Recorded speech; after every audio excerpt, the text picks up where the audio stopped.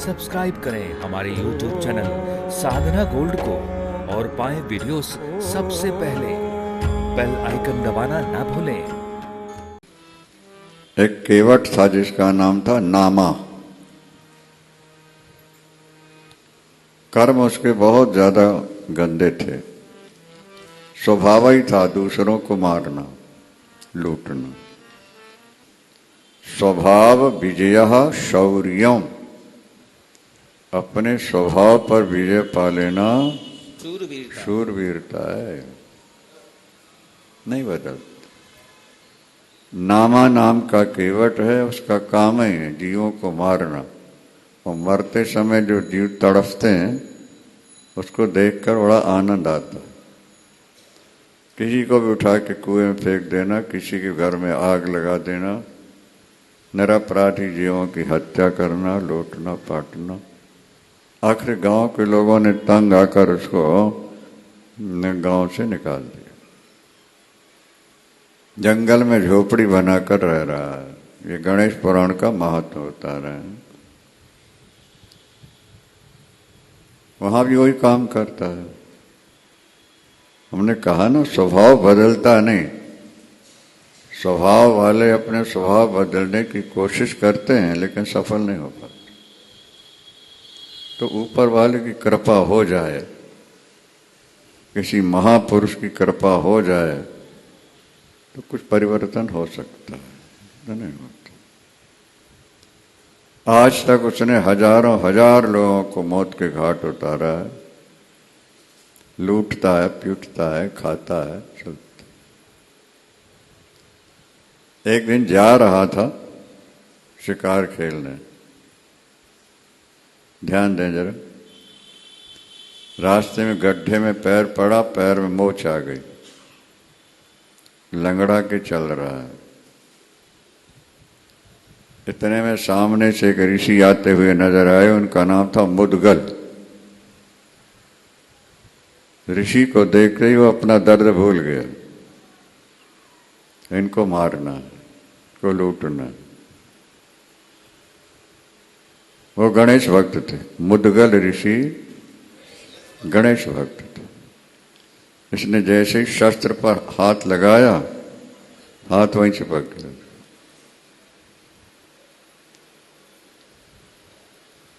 और गणेश कुंड में स्नान भी इसने किया था। थोड़ा सा परिवर्तन आ रहा था। विचार करने लगा, ये जीवन में प्रथम बार ऐसा हो रहा है कि मैं शस्त्र उठा रहा था, हाथ मेरा चिपक गया। महात्मा में कोई विशेषता है? आगे जाके चरणों में गिरा है, हाथ फिर खुल गया। भगवान आप कौन हैं, कहाँ से, कैसे, क्या है? समाचार पूछा। मुदगल ऋषि ने बताया, अपना परिचय दिया। नामा कहता है, मुझे आश्चर्य होता मेरे स्वभाव में परिवर्तन कैसे हो गया। मैं तो महापापी हूं, महाक्रूर हूं, दुष्ट हूं, अनाथ।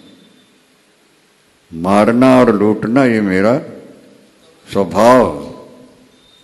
और आज आपके दर्शन से मेरे मन में परिवर्तन कैसे हो गया। और आज मैं प्रतिज्ञा करता हूं, अब मैं जीवन में हत्याएं नहीं करूंगा। गणेश कुंड में नहा लो। नहा लिया। तुम्हारे पाप कट सकते हैं। आज के बाद तुम हिंसा नहीं करोगे, चोरी डाका नहीं डालोगे। मैं प्रभु प्रतिज्ञा कर रहा हूं। लेकिन जो पाप कर चुका हूं वो कैसे मिटेंगे?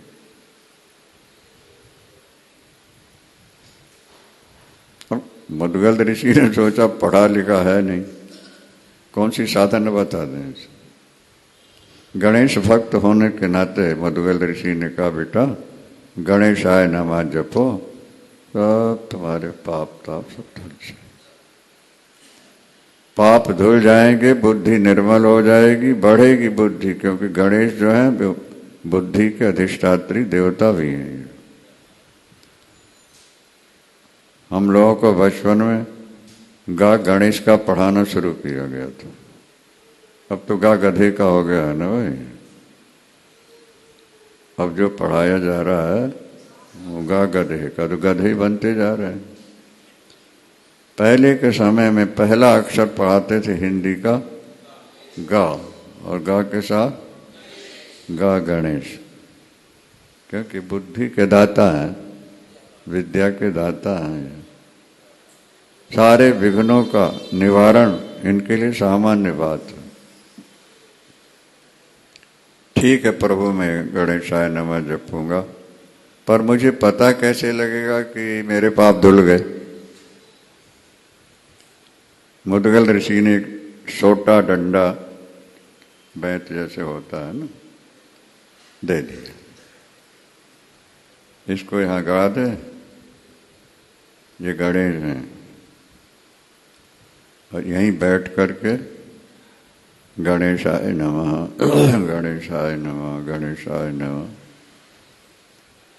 सुबह और शाम इन पर जल सींच दिया। जिस दिन तेरे सारे पाप कट जाएंगे, इस डंडे से पत्ते निकलेंगे। पढ़े गए, समझ लेना मेरे पाप धुल गए। बैठ जाओ। देखो, जो भोले भाले लोग होते हैं ना, भागवत में एक श्लोक आता है, यश्च मूढ़ तमो लोके और यश्च बुद्धे परंगता। जो व्यक्ति सामान्य मूर्ख हैं, पढ़े लिखे कम है या नहीं है, बिना पढ़े लिखे हैं, अथवा जो बुद्धि में पारंगत है, टॉप में,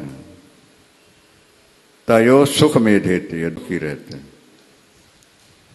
मुदगल ऋषि आ गए, समाधि से उठाया, चरणों में गिरा।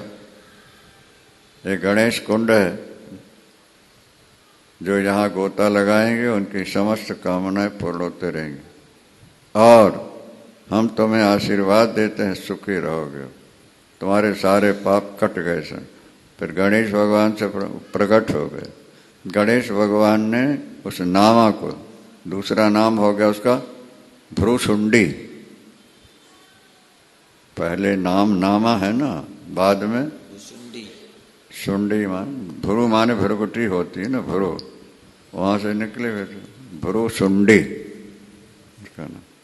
और गणेश भगवान ने वरदान दिया है, 1,00,000 कल्प वर्षों तक